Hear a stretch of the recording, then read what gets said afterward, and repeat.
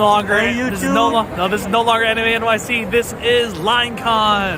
No, LineCon 2021. Let's go. This ain't LineCon. This is SnakeCon. I don't know what the fuck you call it. Yeah, right. We're bringing back the old Nokia game, Snake, back to real life. So swear.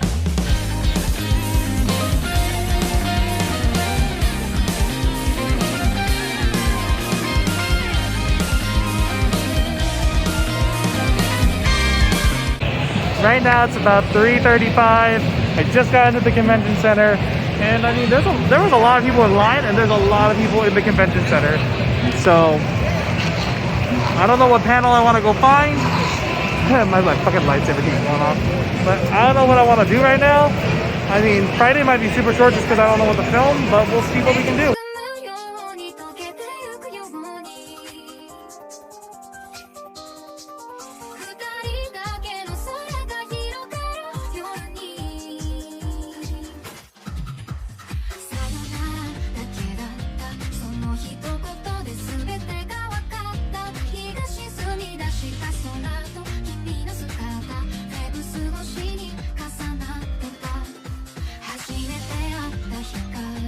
Right now, it was just a lot of like wandering around and just trying to figure out where the hell I'm going. I'm gonna go to the cosplay hacks panel that should start at 5. You too, at the end of a con, just like put stuff in a bathtub, a little bit of laundry detergent, just let it soak for a little while and you're good. You don't have to worry about damaging them in the washing machine, but like, wash your stuff.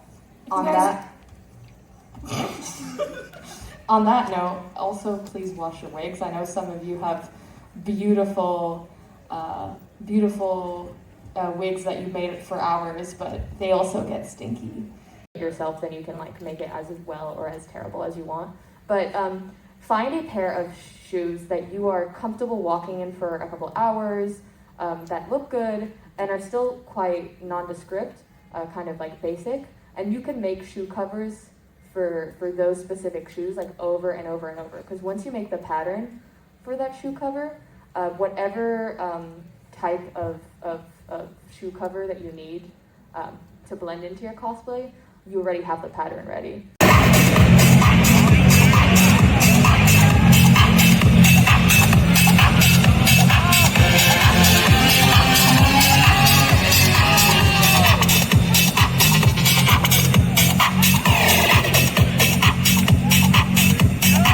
The next day.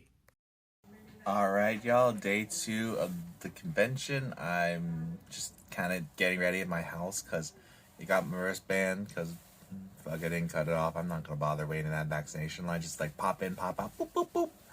And then, I mean, more or less, it's just, I'm in my costume more or less. I just got to put on the pants, and then I got to put on the, the headband, all the other stuff, and I should be popping off to go.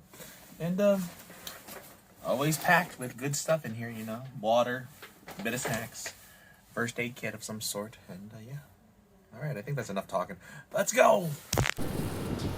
So right now the 7 train isn't running, so going to 42nd Street Times Square did not pan out. So, to substitute, I'm just gonna go to Jollibee for lunch, rethink my plan, let my feet rest a little bit more, because for some damn reason it's fucking hurting right now. Maybe it's from yesterday. But eventually, I'll get to the convention. But I was talking to some other con goers from yesterday who are on the train, and they're like, oh, red line doesn't look to be moving that much, so we'll see how that pans out. If y'all know me already, you already know I am down to go get some Jollibee when I can. And obviously today was a cold day, and I'm like, let me get some Chicken Joy, and I'll show you what it looks like in a second. Damn, the glare from my friggin' headband is just ridiculous.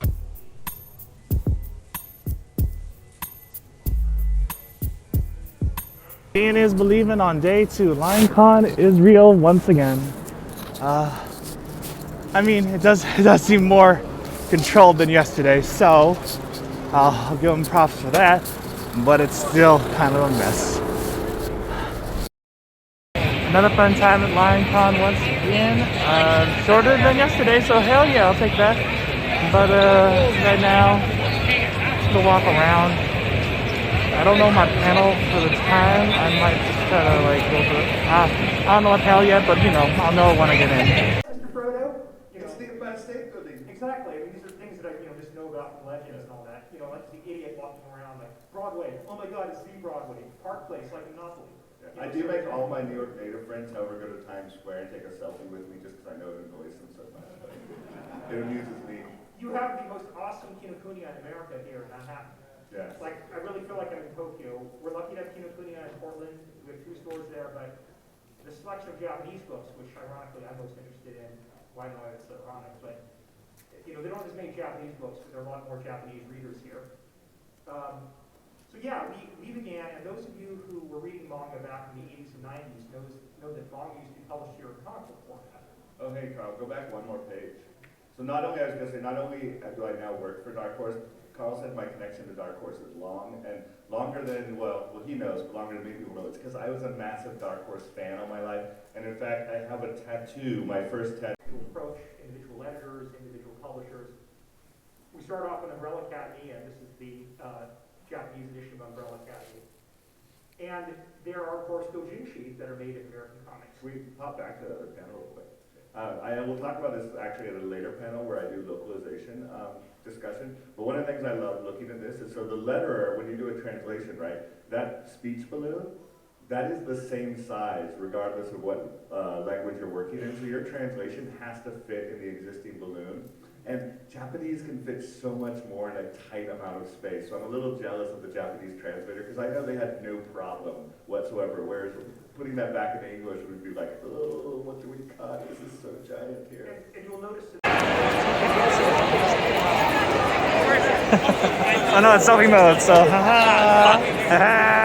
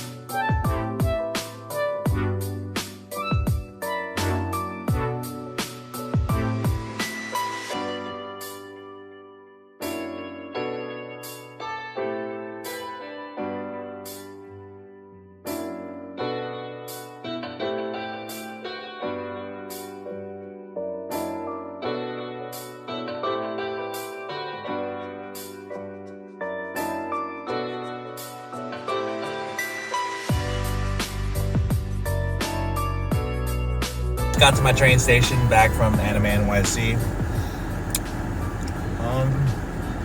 Got some closing thoughts because I don't think I'm going tomorrow. I'm just gonna give someone I know my pass, let them enjoy the Sunday. You know what I'm saying? I feel like I think at least each day I went to one panel, so I was like compared to like not going at all. I mean, that wasn't bad overall. It's not. I don't got much bad stuff to say. I'd say the most, like the thing I just was not satisfied about was the whole organization and logistics behind LineCon. For today's thing, they collated the whole situation to be like, oh, regardless of whether you are, you know, you got your vax wristband and your badge, you had to still be in the line. Like, it could have saved so many people so much time in the line if you just let them in and be like, hey, you got the stuff that you need to do, go right into the red. Have them check you out, bada bing, bada boom, you in. Pretty easy, pretty freaking easy. But no, unfortunately, they seem to have thought like, oh, let's just get everyone together. The people you should have had together are those who had to get the wristband and do will call. That was the more logical part. And I feel like that was just the most upsetting thing to me because every con goer will probably say this. If they vlog about it or post about it, they'll be like, yo, the LineCon was not the jam. Because it wasted people's time. And imagine, like, a person's in line, they try to get to wherever they need to go for a panel, and, you know, you just kind of just stuck in a line where you're just like, I have what I need to get in, I should just be able to get in. So I'm hoping it's a lesson learned on the logistics of this part, because I swear you can't make this mistake twice. I mean, the saving grace in some regard, I'd say, is that we're in a pandemic. We're still trying to get used to like how the mode of things. I'll give them that. But this shouldn't happen again. Aside from that, oh man, the exhibition hall was nice. If you saw my B-roll, not as much, but I feel like it was a very good space. Honestly, AnimeNYC, it's good. It's a good con for within the tri-state area that's in New York City. Because, I mean, hey, it's enough for some people to come up, come down. You know, it's like New York City's already a hub of sorts, so it works out. I mean, I loved all the cosplay I saw. I mean, I didn't take a lot of pictures, I think, to be honest. I think I was just vibing and hanging with friends when I could and wandering and doing my own thing. But, yeah, I definitely liked what I saw in there. And this is already 3 minutes. Okay, closing thoughts. Not bad once you get inside, but getting inside was the hurdle and the challenge. Let's not have that happen again next year.